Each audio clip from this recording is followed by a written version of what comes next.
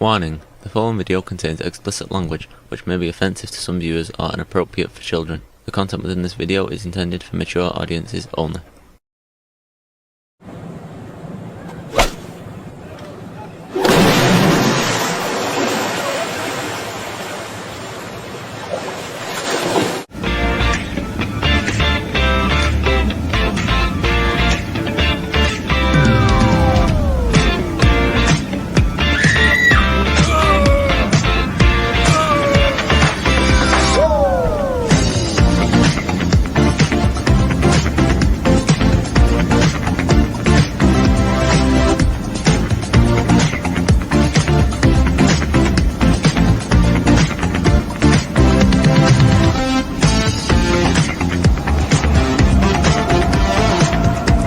Hey everybody, it's Jeff.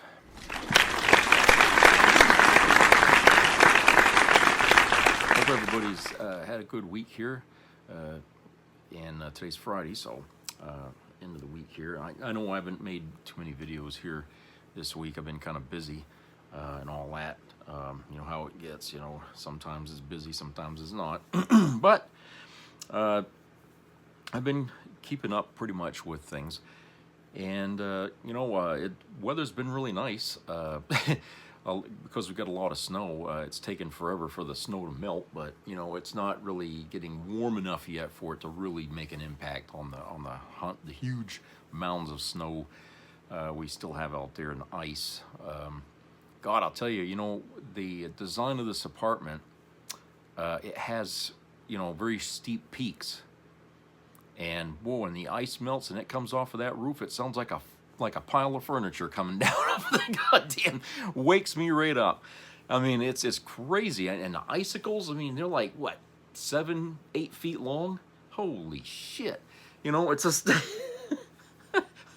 I never would get icicles like that on my other place where I lived at over in VZ, but here, Jesus Christ, it's like you could see it hanging right in front of the damn sliding door. I mean, it's like, God almighty. Yeah, so I you know, I'm kind of afraid that, you know, if it breaks off, it might come in through the damn glass. I hope it doesn't. Jesus, I mean, they ought to put like some kind of a eave or something over the door, so in case the ice does break, it doesn't come crashing through the goddamn sliding door, for, you know, for God's sake. It'd be a bitch to have to replace, because, you know, it looks like, you know, they have to have a hell of a job to take that old one out and put a new one in. Yeah, so anyway, I went and I got a big shelf from Temu, five tier shelf. It came pretty quick, about, I don't know, a week and a half, and it was here. And, oh, excuse me, my eyes, okay. And it was like $25, but it's all metal, okay, very strong. I mean, no screws or anything. What you do is you put, like, you know, you have a cross, this is like the leg, one of the legs, and you put that in here and you jam it down and it locks, okay, and then you put your shelf on top like that, okay, very strong, okay. And I put up, you know, the whole thing, all, you know, every shelf, realizing that it was too high. So I had to take the top shelf off, and I had to make that a separate small shelf on, you know, closer to the floor. But what a bitch it was to take that apart. God almighty. You know, you use a hammer to just tap it down so it goes in there and locks, right? But to get it out, it's not as easy, because you got something underneath that's preventing that whole thing from, you know, just to keep it from sliding down or you know, sliding off. Is there like a lip that comes out? Well, your hammer can't go through that lip, you know, so you got to pound it in a different area, and Jesus, bang, bang. I mean, it sounded like I was, you know, trying to break through the cement wall here. 7:30 at night, I'm down there pounding away on metal. I can just imagine what the neighbors must have thought. But it's a nice shelf. It got a lot more stuff off the floor, so I have room down there, you know, to, like, if I want to do like a little exercising or something, or just to set up an easel so I can paint, because I like to paint. I have the room now to do that down there. So it's nice that I can open up that space and be able to do these things. So yeah, but you know, that's what's been going on here with me. All right, so I want to read this article here from CNBC, published yesterday.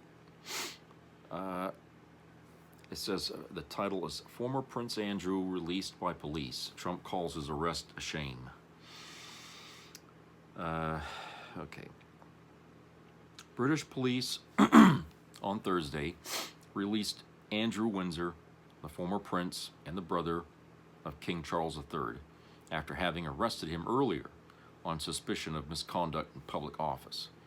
The nature of the investigation has not been revealed, but Andrew Windsor's arrest came after renewed focus on his past friendship with Jeffrey Epstein, the now dead notorious sex offender, after the U.S. Department of Justice released millions of documents about Epstein.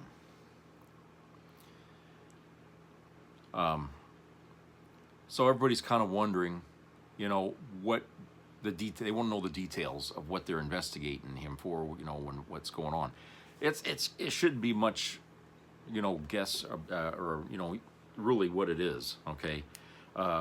And I think the important thing that a lot of people have picked up on immediately after this arrest is, how come England is ahead of the curve here? Why isn't the United States following the same procedure here by, you know, enacting justice here for those people involved in this thing? You know, sure, it's just Andrew Windsor, who was the brother of King Charles III, but they went after him anyway.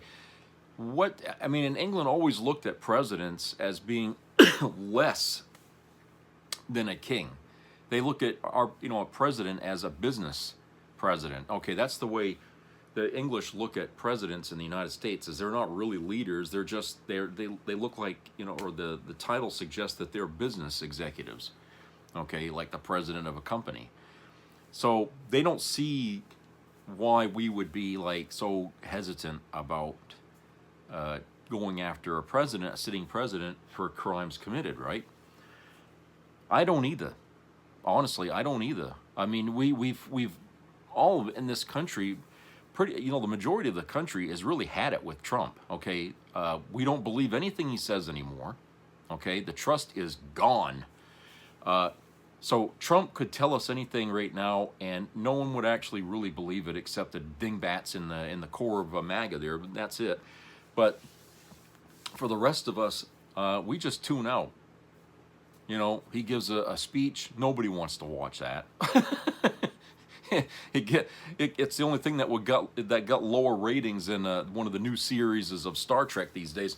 Okay, it's just, you know, it's really crazy how, you know, with everything that we feel about Trump, we're having a hard time getting our politicians behind us to, or, you know, do what we have to do as far as enforcing the law. I don't think anybody would really be upset about it if Trump was handcuffed tonight. Okay? I think people would be expecting it. They would probably be going, you know. So we have to wonder, what is going on here? Who is in the middle of this blocking this shit? Well, obviously Pam Bondi and Justice Department. They're running cover. They're doing the impossible by trying to push back the wave of anger and justice that's coming their way. They're trying very hard and destroying their name and credibility in the process, which is not going to help them, you know, in months to come, because people have lost their trust of anybody that works for Trump and his regime. Okay, what he says and he does, they echo. So if he lies, they lie. And I think we're getting an education. I think those of us who didn't really have a bullshit filter are starting to build one now. Okay, which is good. That's a good thing that people are learning now. what a bullshit is. Okay, they're starting to understand now what constitutes bullcrap, because Trump has given us a lot of fucking examples. Okay, in real time. He's inadvertently being a teacher to Americans to how we spot a corrupt leader, or a corrupt person for that matter. How do we identify bullshit? Well, all you got to do is listen to him. Just listen to Trump and when he talks, okay? Because I can promise you, 100% of what he says is false, is lies, okay? Or exaggerations of the truth, okay? You're not going to get just the plain truth like a lot of us want these days. We all want just the plain truth, nothing more, nothing less. That's all we want. That's what we want from our media, the plain truth, okay? We don't want it sugar-coated. We want the fucking truth. But, you know, God damn us, I mean, we just don't want to hear it. It seems like a lot of us don't anyway, but I certainly do. I want to hear the fucking truth. I don't care how bad it is. I mean, it can't be any worse than what I'm thinking about, okay, when it comes to Trump and this Epstein crap. I've been thinking pretty bad stuff here about what went on between those two guys, and I don't think there's anything that's in those Epstein files that's going to say, oh, I don't believe it. Now, I'm not there. I'm not really going to be that shocked. I really think that what's in there is bad, and a lot of us are, especially those people in MAGA, are going to have a heart attack when the full truth of what Trump did comes out, okay, if it ever does, all right? It's going to rip this country apart, you know, between those people who really thought Trump was the king to the rest of us who said, no, he's a piece of shit is what he is, okay? So it's really going to shatter some people's views about Trump, and they're going to be living in denial, as they are now, for the rest of their ever fucking loving life, okay?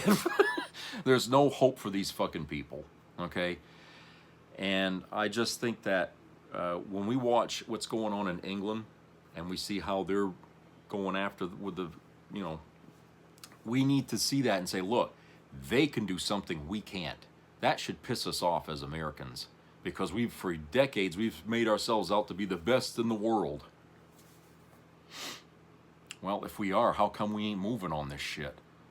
You know, why in England are they showing us up?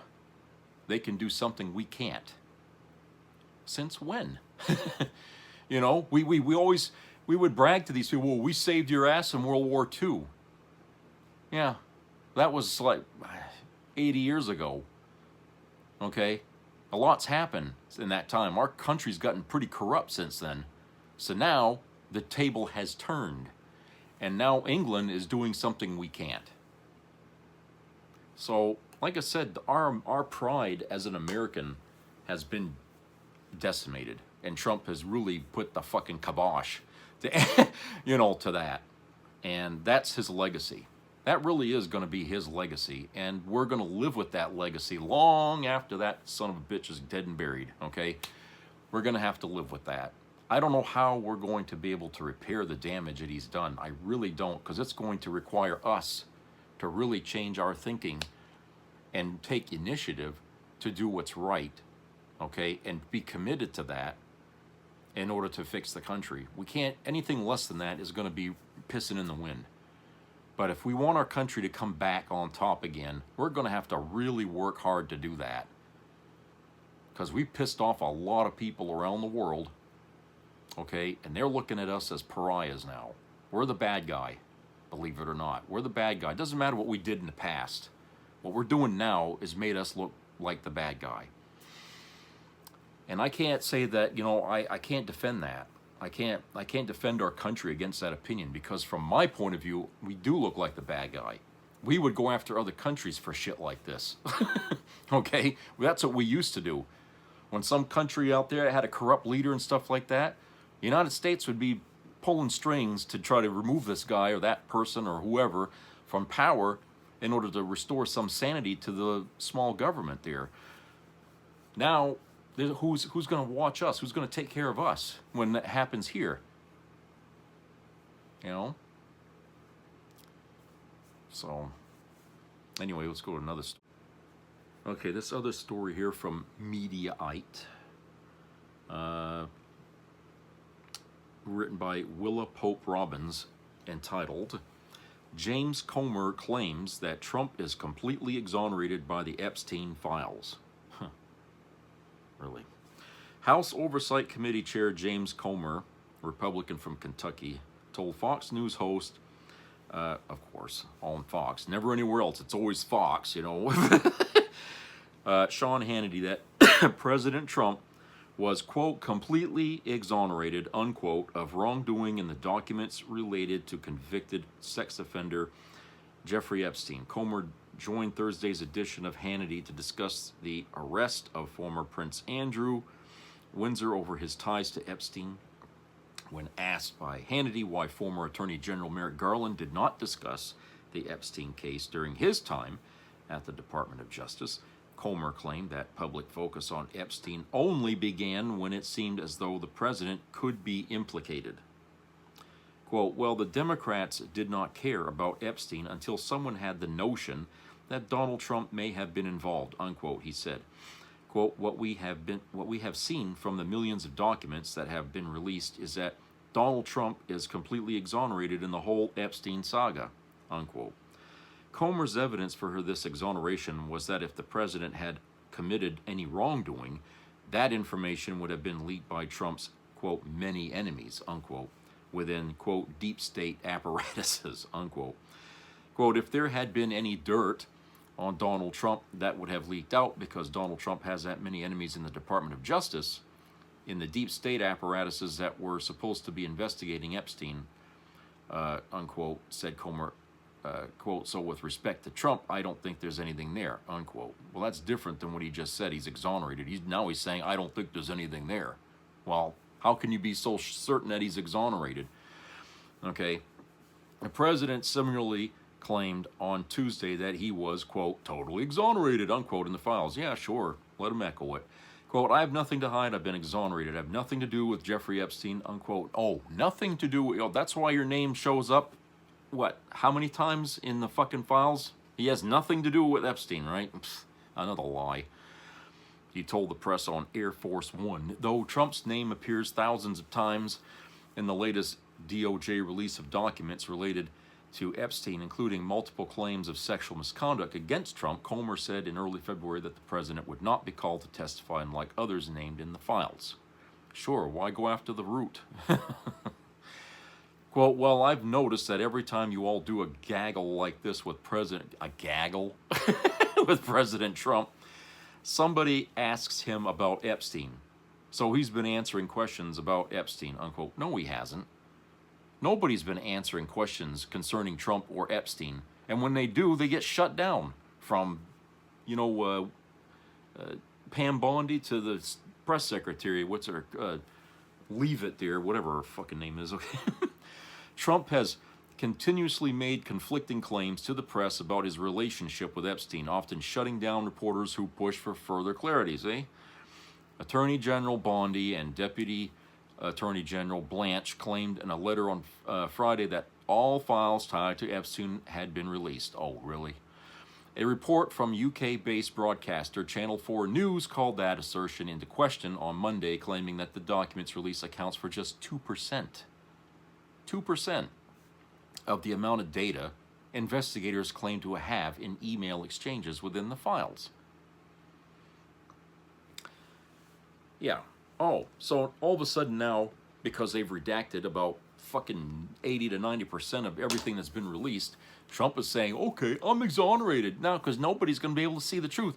Well, I'm sorry, but the files alone are not enough to exonerate you because we still have victims out there saying they knew you were doing stuff, and they some of the women that are victims were molested or raped by you. Okay, you can't shut that up. You can't redact that. All right, and really, it's not his word versus her word. It's his word versus how many victims, if that matters to anybody. Okay. And those victims can be verified to a certain degree in what's been released by the files. Okay, so, it's not like we're debating this in a vacuum here. Okay, there's plenty of evidence here all the way around this thing. Okay, and the fact that England is going after Windsor there, whatever, what is his name there? I can't. The fact they're going after him suggests that there's enough evidence for them that they've seen to go after him. So even the redacted stuff that's come out was enough to get them to go and drop the fucking anvil or the axe on him. But it's not happening here. Instead, you got Trump walking around like the king of the cock, okay, and acting like, oh, there's nothing there. I'm free, I'm exonerated, you can't touch me.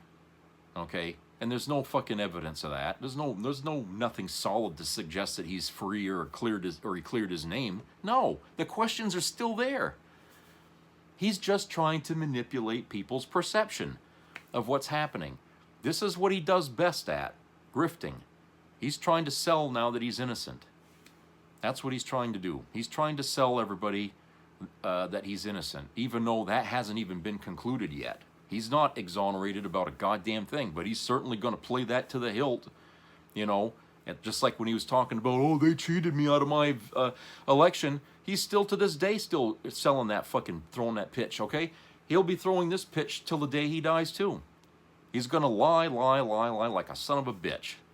Like I said, America's tuned him out. We don't want to hear any more from him anymore. We're sick and tired of him. Okay? The press, I don't even know why they even bother bringing cameras to anything he has to say. I would be happy if they just never put his face on TV because the sound of his voice, it angers me. Okay? He really does. And he has no respect for anybody. He shows no respect. And people give him respect. And I would say, look, if he's not going to talk to you in a sane, civilized fashion, then we don't have any reason to talk back to him in a sane, civilized fashion. We can talk to him just the way he talks to us. Well, fuck you, Mr. President. You're a fucking liar. That's what the press needs to do. You want to attack the press, then the press should be allowed to attack you because you're treating them like shit and they should treat you like shit. Okay? You get what you give. So I think that, all this crap aside here of him going around acting like he's an innocent man, okay? The fact that we see what's happening in England, like I said, that they're actually moving on what's been released so far, which is enough for them, And like I said, if they convict him or something and he gets punished, then that should scare the shit out of people here in MAGA, because in MAGA world, because if there's enough evidence to go after him and punish him, then what does that say to Trump? Because his name is in there more than the prince's name was, okay? You know what I'm saying? That means that they know something that that the Trump administration is trying to hide desperately from the American people, so they don't connect the dots the way they did over there in England. Okay? Like I said, our president is no better than their prince or their king. They're still human beings. They still fucked up. They still broke the law. And just like human beings, they have to answer for their crimes. Okay? We don't give people a clean bill of health after they've committed rape and molestation of children. Okay? We don't do that. We never do that to anybody else. That's not even well known. Anyone that does any of those crimes, they're sitting in prison right now. Okay? Any teacher out there caught, having sex with their student, they're pariahs. The community comes after them. But on this, when it comes to Trump, crickets. We get shit. Nobody wants to talk about it. They don't want to admit it. Because it's a cult. The MAGA people are a cult. And like any cult leadership that falls on their ass and the stains, the truth comes out about them, it's like it's traumatic. They can't deal with it because they've spun it so tight in their head that person was perfect, that to see the imperfection is like showing them a triple X-rated movie or something. They can't it's like that movie, what the hell was it? I can't remember what George C. Scott there from way back, Hard Copy or something like that. Anyway, Yeah, it'd be like that. The truth coming out to somebody like that who's sheltered themselves from the truth of the world, and then they finally get exposed to it in the worst way possible. They can't swallow that. They just can't. Some of these people would actually blow their heads off. Okay, so it's really telling just how deep this fucking cultism runs in the MAGA movement. You don't see that in the Democrat side. You don't. This Trump derangement syndrome isn't a Democrat problem. It's a Republican problem, because they're the ones who cannot or will not see the truth, because their beloved leader is a human being, and he's a wicked one at that. Okay? All right, let's go to a commercial break, and we shall return.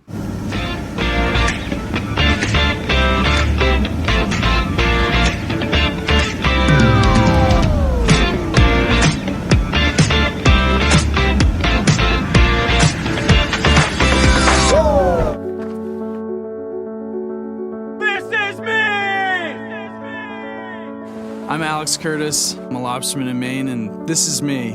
I'm Roxy Sugar, and this is me. I'm Eric Hopkins. I'm an artist, and this is me. This is me. me. This is me. This is me. At the end of the journey, the main thing is you, original. So many people online saying they can't speak to their family members anymore, that they have tried everything they can, but they cannot make them see the truth. They just don't understand how these people who raised them to be good or were raised alongside them can be supporting this nightmare. That no matter how hard they try, their friends and their loved ones, they just won't accept any evidence that doesn't confirm their bias. They refuse to watch the videos of the shooting of Alex Preddy or Renee Good. They choose instead to regurgitate the government's lies, then acknowledge the obvious truth. So, I hate to say this, but while I've always been a vocal advocate for being responsible for your people, for speaking up, for being curious, for having those hard conversations, while I still firmly believe you have to make every effort you can to take the wool off people's eyes, something that is especially important for those of us who have close personal relationships with someone that would give them a real reason to trust you. I think for many people, we've passed the point of no return.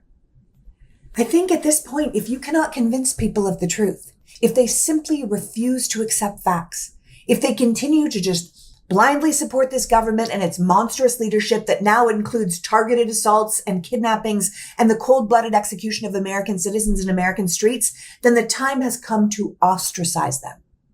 It's time to shun these people, to make MAGA pariahs in our society. Do not welcome them into your home. Do not have them in your restaurant. Ask people what their political persuasion is as they enter your store or your office. Don't make small talk with them at work. Fire clients, silence text chains. There should be no room or time or place in a civilized society for psychopaths and their enablers. These people are traitors to our country, to our Constitution, to our rule of law, and they should be treated as such. I know this is hard. I know it's sad.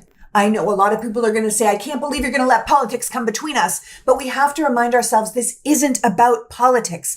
It's about morality and civility and reality. MAGA has been brainwashed into believing they are the majority. I think they truly believe they're the good guys and that everyone thinks like them, which is what makes it so easy for their side to keep claiming election fraud. Because if everyone loves what they're doing, how could they possibly lose elections? Well, we have about 8 months for them to see that is not true with their own eyes, that the majority of us are not behind what's happening, and they need to discover that they are not welcome among people who respect humanity and believe in human rights and honor the Constitution. It is time for MAGA to fully understand that they have chosen the wrong side, that they are not like us, and we will no longer make excuses for them. We won't go to their churches or their birthdays or support their businesses, that they inflicted this horror on our country and the world, and we will not continue to normalize them for doing it. So they can continue to cheer and make their excuses, but we need to make sure that one day soon they look around and they see how out of step with the rest of us they really are. That being this wrong has left them alone. At this point, I don't know what else we can do. Attorney General Bondi, glad you finally made it here after hiding for 4 months from this committee. I understand Whoa, why I thought you're you were hiding hiding from us. Chairman? You're one of the worst attorney generals in our history and an instrument of Donald Trump's lawless authoritarian agenda, and I'm glad the American people are seeing who you are, how you act, and the lack of good values. You weaponize the Department of Justice to target immigrants, working families, and anyone that Trump deems an enemy of the state, all to protect real powerful criminals, including in your administration. My Democratic colleagues have focused on your cover-up of the Epstein files and your passion for protecting pedophiles and child traffickers. That alone is grounds for impeachment. But there's so much more to your corrupt tenure as Attorney General. DoorDash Girl, the sneaky spy who brings the fries. She delivers, she discovers, snap and share it all. Press the crash out button and... I'm the victim! DoorDash Girl, the villain next door.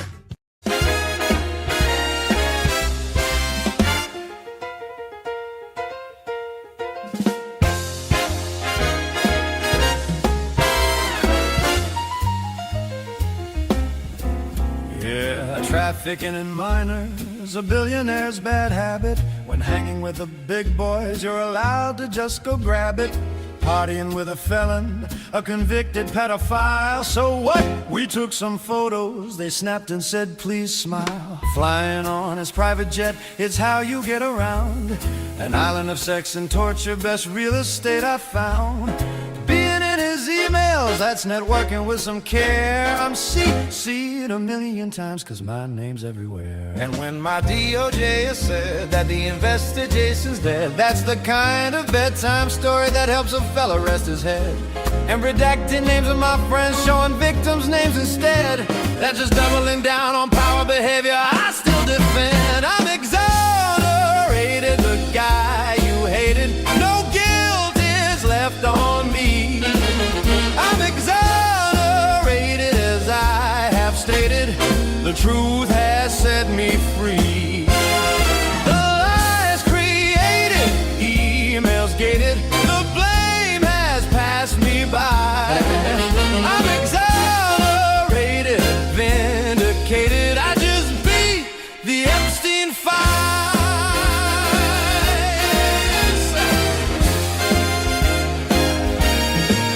Told the DOJ politely, boys, let's narrow what we find. When you're draining all the swamps, you leave a little slime. When the cameras stop recording and the guards both take a nap, that's not a cover-up, sweetheart, that's a scheduling mishap.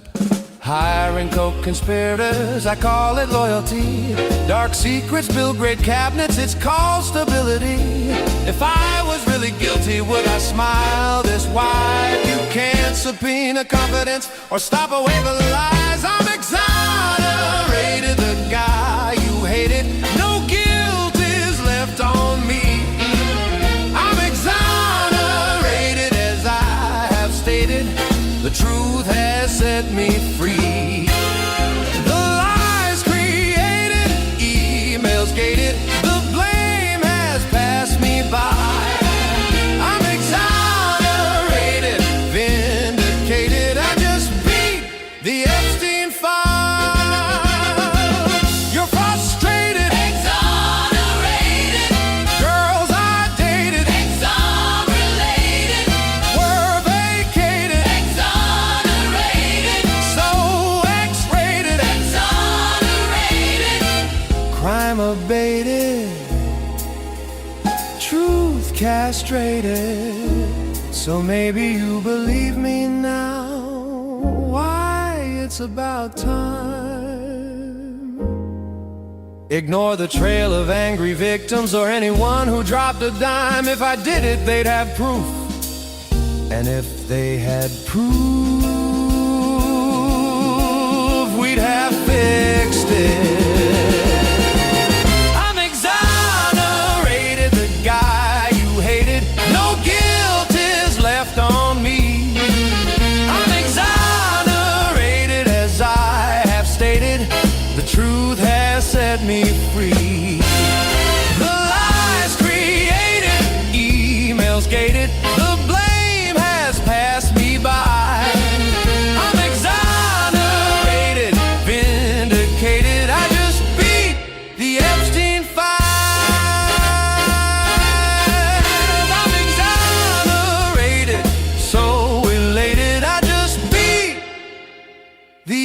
Epstein file.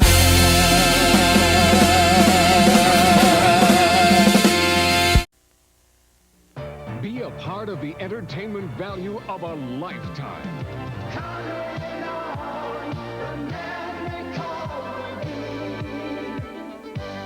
I loved it. It was the best performance I've seen in a lifetime. I loved the show. I liked it very much. He's a very entertaining man. It's well worth the money. Now appearing in Charlottetown, coming to Halifax November 6th to the 18th, and St. John November 20th through the 26th.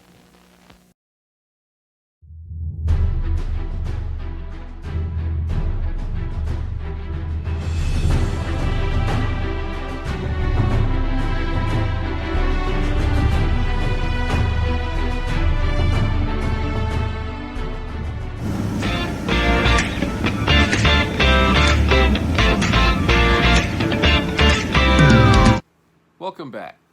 Okay, I have a video from the damage report that I want to play here for you. And they're going to bring up, you know, some more stuff here, especially an individual who was one of those people from the January 6th riot, and how MAGA is really very quiet because of the crime that this guy committed. They don't want to talk about it. So let's go to the video here, and then we'll come back and discuss it. Today we talked about this guy, Andrew Paul Johnson, yet another insurrectionist who committed yet more crimes after being pardoned by Donald Trump and released out to prey on people. In this case, child sex abuse crimes that were only possible because Donald Trump pardoned him. And so Donald Trump sent him out after his violent crimes, and he began preying on children.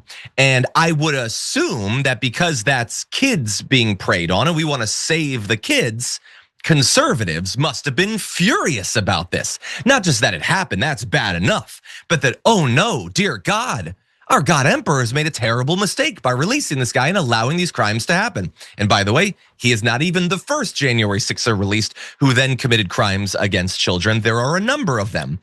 But what's interesting is the reaction from the right, which I can summarize like this.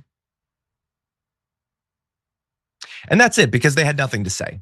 No coverage of it, no Breitbart, no Daily Signal, no Daily Wire, no Daily anything. No concern at all about this guy. Now, important caveat, he is a white child abuser. So maybe if he had been a migrant, maybe they would have found a way to cover it, but they did not. And we noticed this, a lot of people noticed this. Dan Pfeiffer tweeted, if a Democratic president pardoned a violent criminal who went on to do something like this, it would be the biggest story in politics for weeks. There would be a media feeding frenzy, hearings, and Dems would be asked to rebuke the president. With Trump, it's just crickets.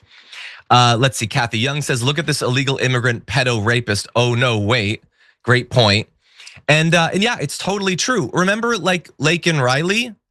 Like that wasn't even that like Biden individually set him free. It was just that Biden was president when this crime happened, and they talked about it for years.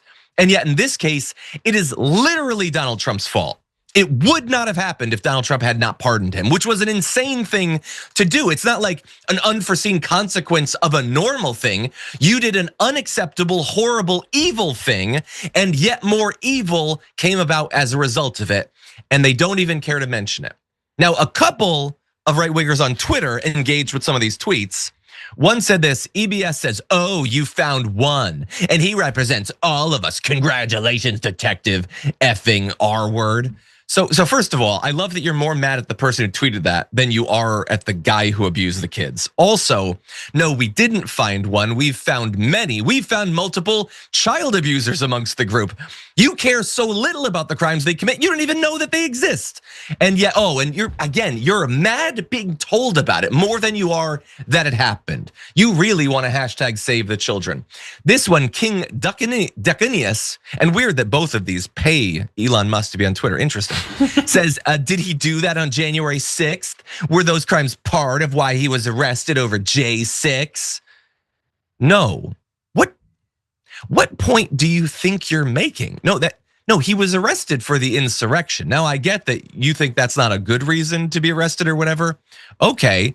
But like, you do think that the child abuse he did after is bad, right? I mean, you're glossing over it, you're ignoring it. So maybe I'm extending an olive branch to you that you haven't earned. Maybe you don't have a problem with it.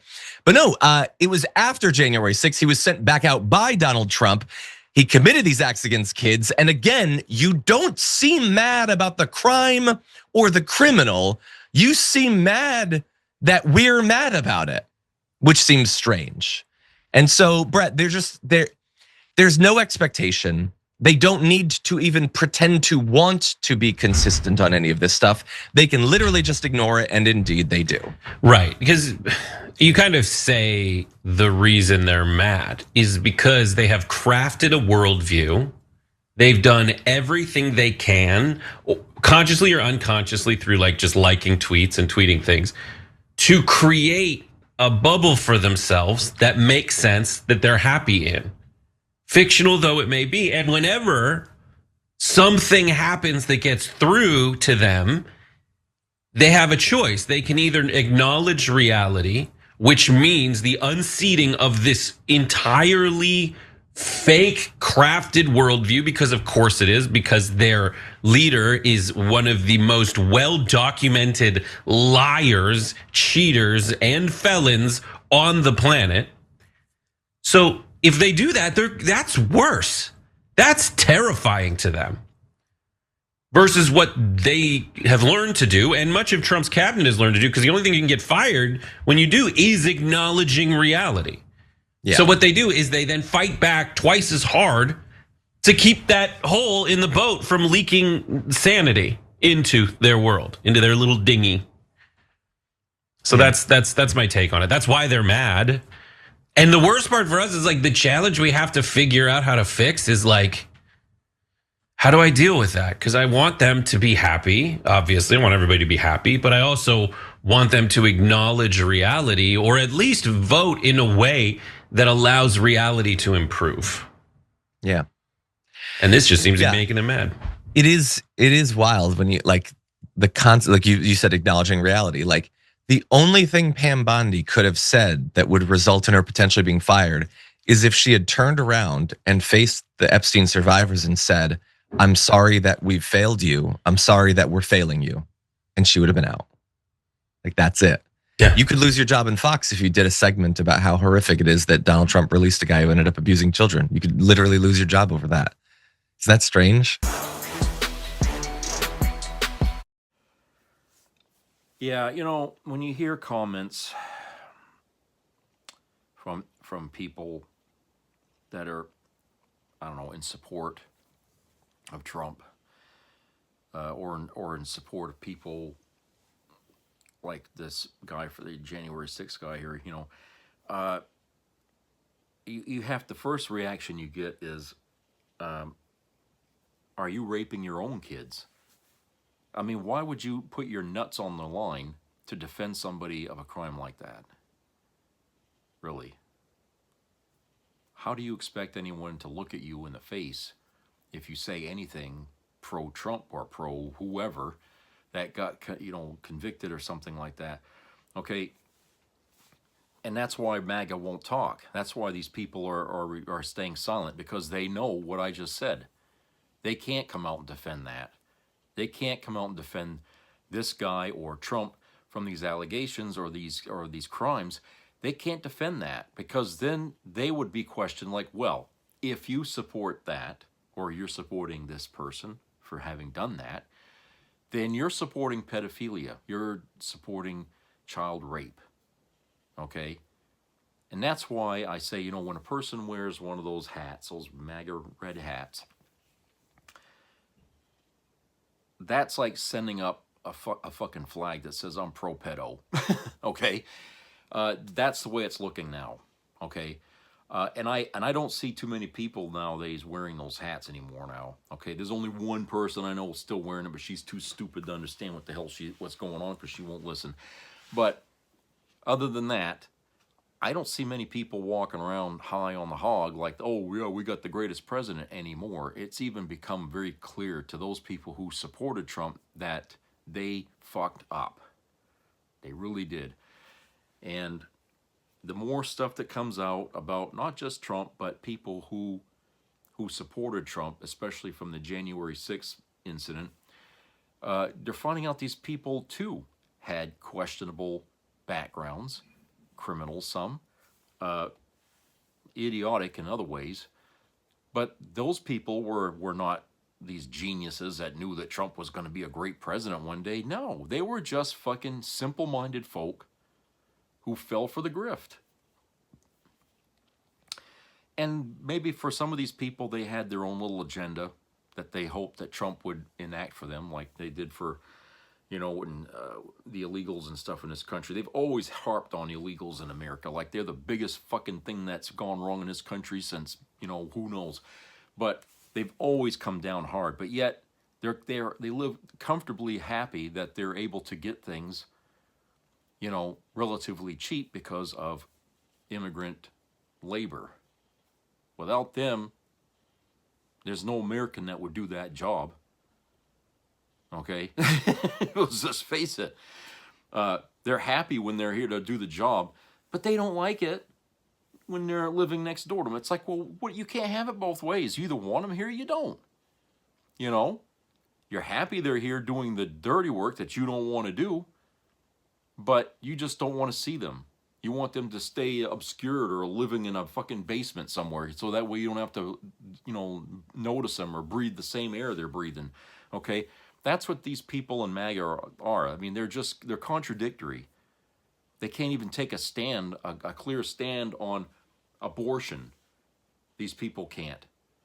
Because they care about the fetus, but they don't give a fuck about the baby born after. You know, it's just...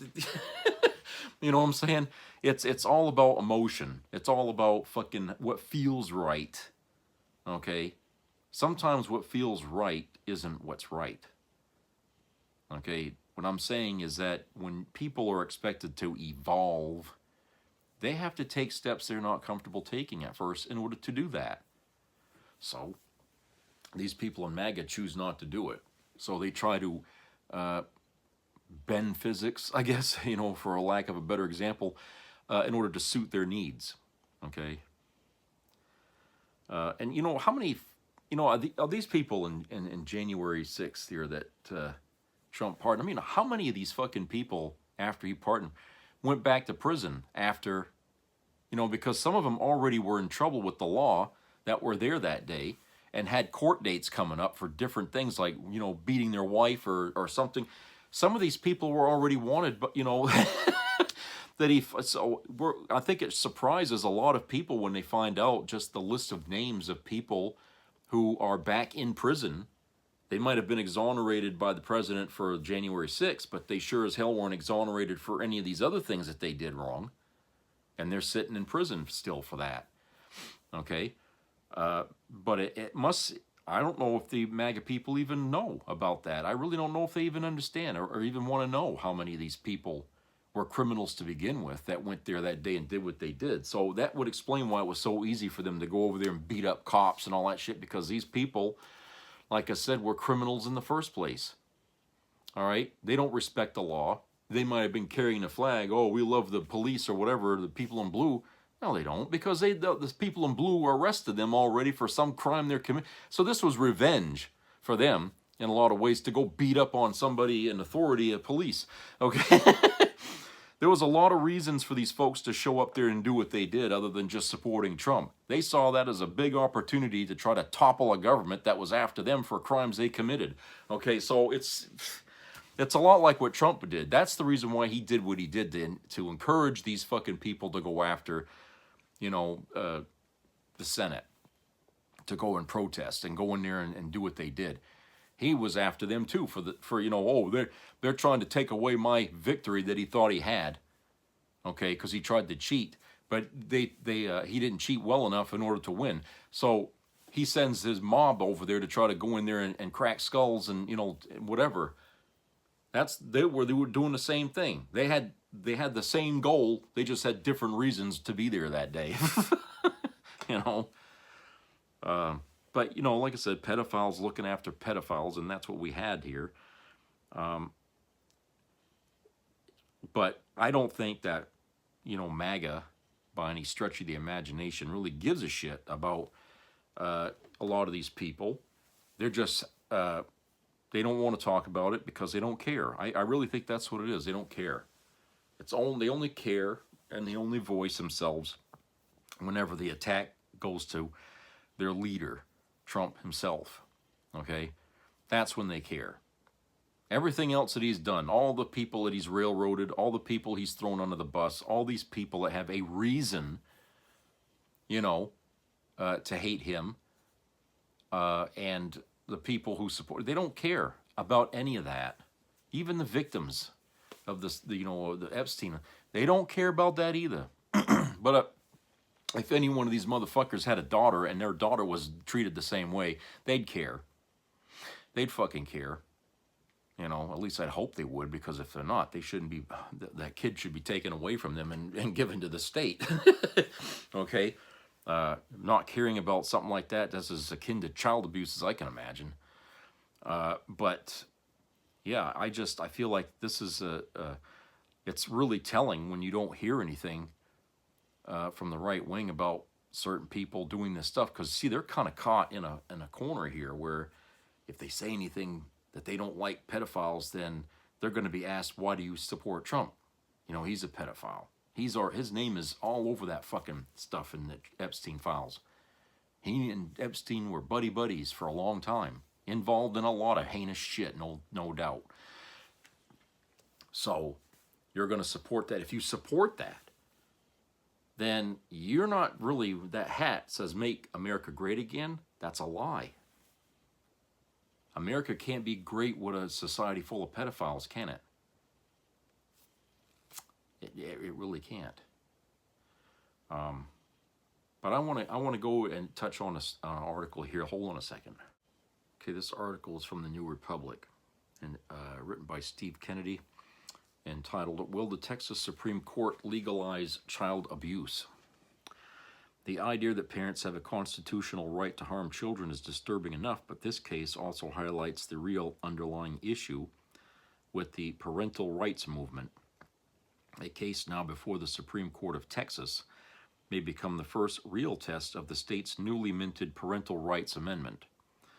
And the stakes could not be higher. The state constitutional amendment, approved by Texas voters in November of last year, declares that parents have the, quote, inherent right to exercise care, custody, and control, unquote, over their children and to make decisions about their upbringing. Any state action that, quote, unquote, interferes with those rights is subject to the equivalent of strict scrutiny, the highest level of constitutional protection. On its face, the language sounds familiar and even benign.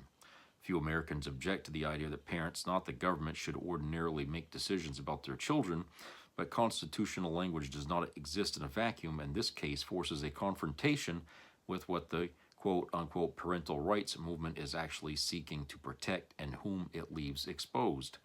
The dispute before the court arises from allegations that are not remotely ambiguous or cultural in nature. According to the record, the conduct at issue includes food deprivation, beatings with a belt, forced wall sits that last hours, and prolonged kneeling on grains of rice, forms of punishment that most people would recognize as physical and emotional abuse. The question now being seriously entertained is whether the Texas Constitution requires courts to presume such treatment is protected parental decision-making unless the state can meet the nearly insurmountable burden of strict scrutiny. That this argument is being advanced at all is chilling. That is, it being supported by prominent right-wing advocacy organizations, including the Texas Public Policy Foundation and the Family Freedom Project, should force a reckoning with what the contemporary, quote, parental rights, unquote, movement actually is. The amendment itself did not emerge from concerns about extreme discipline or state overreach in abuse cases. Its public justification was far more ideological. Supporters framed it as a response to schools, quote-unquote, undermining parents, particularly by acknowledging the existence of LGBTQ plus people or by offering inclusive curricula in that context. Quote, parental rights, unquote, functioned as a euphemism not merely the right to raise one's child, but the right to control what any child is allowed to know, see, or understand about the world. It's a framing that comes riddled with contradictions. Even as Texas voters were told the amendment would keep the government out of family life, the state was aggressively inserting itself into families whose children needed gender-affirming care, going so far as to label supportive parents as child abusers and to threaten investigations and removals. Parental autonomy, it turned out, was conditional. It applied only when parents' decisions are aligned with conservative ideology. No surprise. The case now before the Supreme Court of Texas exposes that conditionality in even starker terms. Here, parental rights are not being invoked to resist bureaucratic micromanagement or defend reasonable differences in child rearing. They are being invoked to shield conduct that would trigger intervention if committed by a teacher, foster parent, or child care worker. The theory is not that abuse did not occur, but that the Constitution requires the state to tolerate it. The rhetoric of parental rights collapses into a claim of unilateral power rather than responsibility. Traditionally, both law and social norms have treated parental authority as bounded by a child's basic rights to safety and dignity. Parents are entrusted with enormous discretion precisely because they are presumed to act in their children's best interests. When that presumption breaks down and harm becomes clear, the state intervenes, not to punish ideology, but to protect a vulnerable child. The quote-unquote parental rights framework advanced in this case seeks to invert that logic. It asks courts to treat children not as rights-bearing individuals, but as constitutional property interests over which parents exercise near total control. Under this view, the barrier the state must overcome to stop it is incredibly high. Even actions that most would consider abuse are protected as expressions of parents' authority and ideological preferences. This is not a neutral application of constitutional principles. It is a selective expansion of rights that entrenches hierarchy while disclaiming accountability.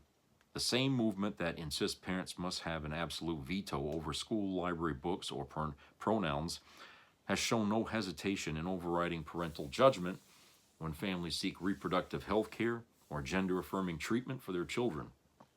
Parental rights disappear and reappear depending on whose autonomy is at stake. What makes this case particularly alarming is its potential to constitutionalize that asymmetry. If the Supreme Court of Texas embraces the argument that extreme corporeal punishment and deprivation fall within the protected core of a parental decision-making, it will not merely be decided one family's fate. It will be signaling that a child's right to bodily integrity is subordinate to a parent's ideological claim of authority, even in the face of clear harm. Supporters of the amendment may insist this is a slippery slope concern, that courts will still be able to intervene in the worst cases. But strict scrutiny is not a minor procedural hurdle. It requires the state to prove not only that it has a compelling interest protecting children from abuse, but that its intervention is narrowly tailored and the least restrictive means available. Applied rigidly, that standard risks turning child protection into a constitutional afterthought.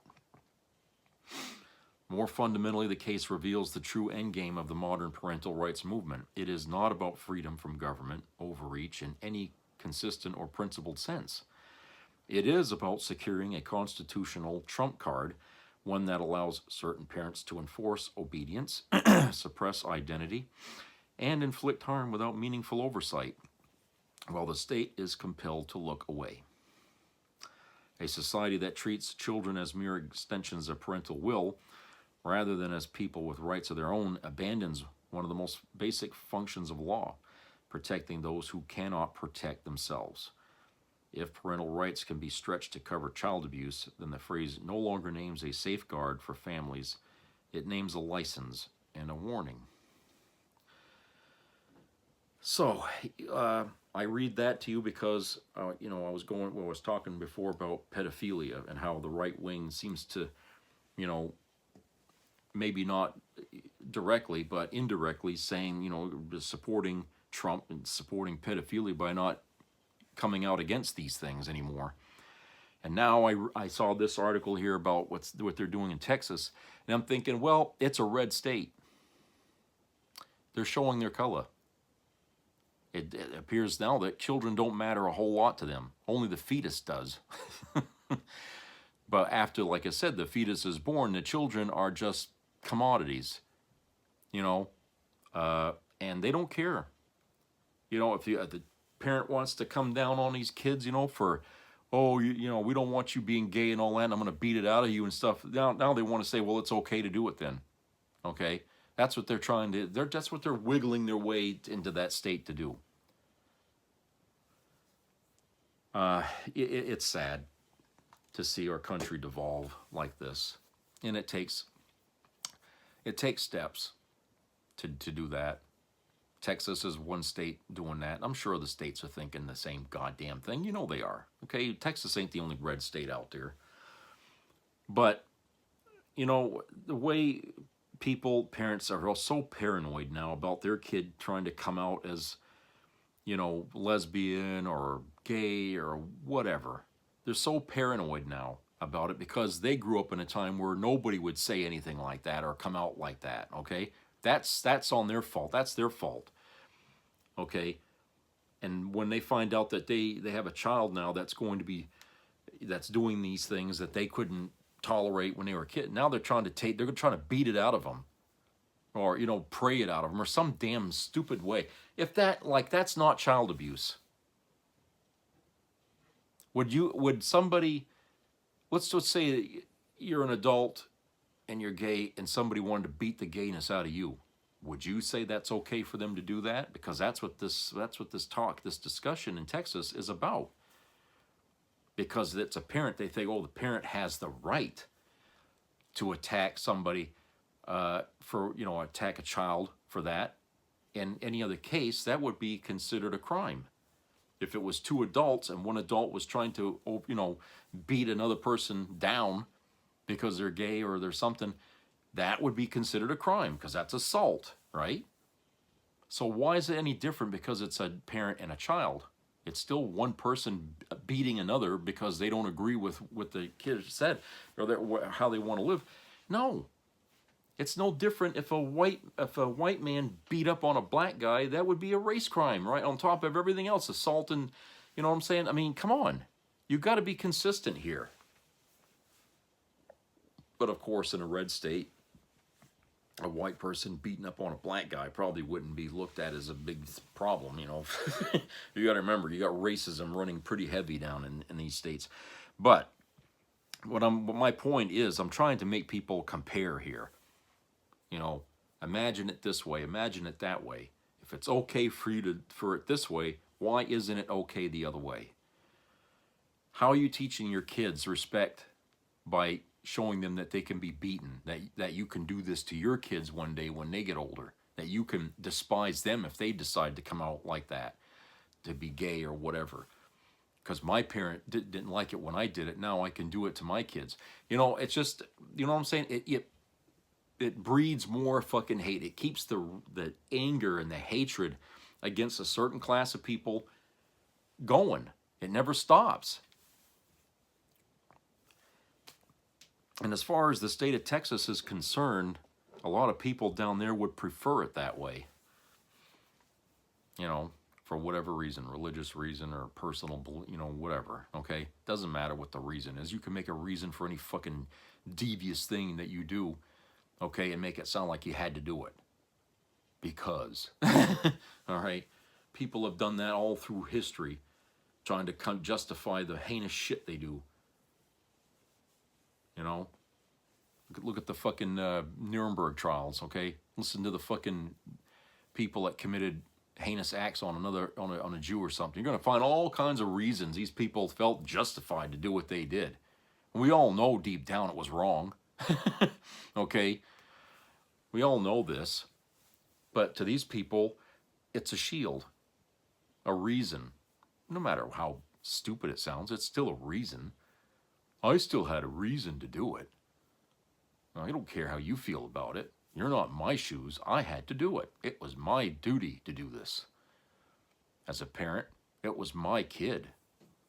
I had a duty to set that kid straight. I had to do it. I didn't like doing it, but I did it. You know, I beat him with a belt. I made him promise he wasn't going to go turn gay. But I had to do it. And all you got to do is find the right group of people to say, yeah, he had every right or she had every right to do that. And all of a sudden, it becomes okay. You know, you find the right jury. And of course, you're going to find a jury easy in Texas that's going to support parents doing this kind of crap. All right. You know, I've said a lot of stuff about that state, and I'm not going to repeat it again because, you know, it's just, it's there. All right. But what we do with our kids resonates throughout time, okay? Because it carries on. It's like throwing a pebble in a fucking lake, and that ripple goes out for way, way out, okay? And you have to think of your children as the lake. And every time you do something, that resonates for a long time. You'll see that kid doing things that, you know, I can't, you know, why is he doing that? And then you think, oh, you know, I did that to him or to her when they were little, and now they're doing it. Okay, that's why a lot of parents don't like to acknowledge that their kid did something wrong, because that kid saw them doing something and thought that was okay. Because nobody punished the parent for doing it. Okay, that's why when you watch these things about serial killers and the parents come out and they, you know, oh, he's innocent, he's a good boy. Well, I think a lot of that is guilt when they come out and do that, because I think when they see their kid or somebody doing something wrong, that's like that kid telling the whole world, I was abused at home. My mother was a bitch. My father an asshole. They did this to me. They made me this way. And of course, the parents try to come out and counter that. Oh, I loved him. He was a good boy. He was a good, you know. The only person that knows if that's true or not is the individual in question. Okay? But I think you'll find that a lot of these people have a different story. The serial killer has a different view on what their childhood was like or whatever, okay? So, anyway, I mean, that's a little bit off. But what I'm talking about is, you know, these kids growing up in an abusive house that's been okayed by the state, going out and committing crimes or heinous acts on other people because they thought it was okay that their parents had done that to them. It doesn't help anybody, anywhere. It doesn't even help the people that think they're right to do it. It doesn't help anything to take your anger and your prejudice and your intolerance on your kids. You might get a satisfaction for a moment or two, you know, that you beat your kid into submission. It might make you feel good for a while, but that kid's going to be carrying that for the rest of his fucking life or the rest of her fucking life.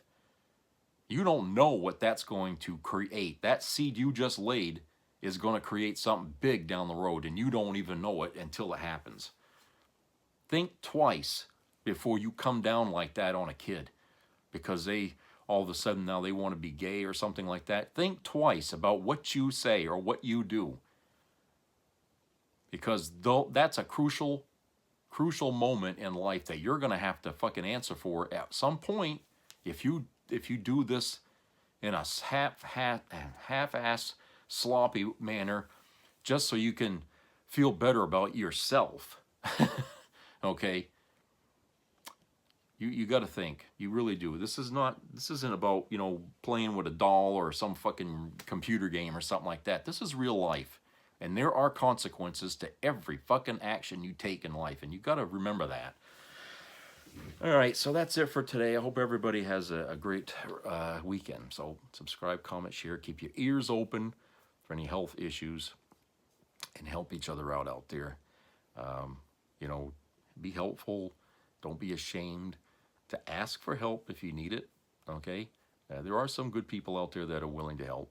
So, you know, take note of that. So it's nice to find that some people are good enough to do something or help you out with something. You know, it stores your faith in humanity a little bit. You know, right now we don't feel too good to be human beings right now because of what we're living through right now. So, but we need to prove it to ourselves. Don't expect the evidence to come from on high. Take those steps yourself. Do these things that you want to see others do. You'll feel better about it, really. I'll talk to you later. Take care.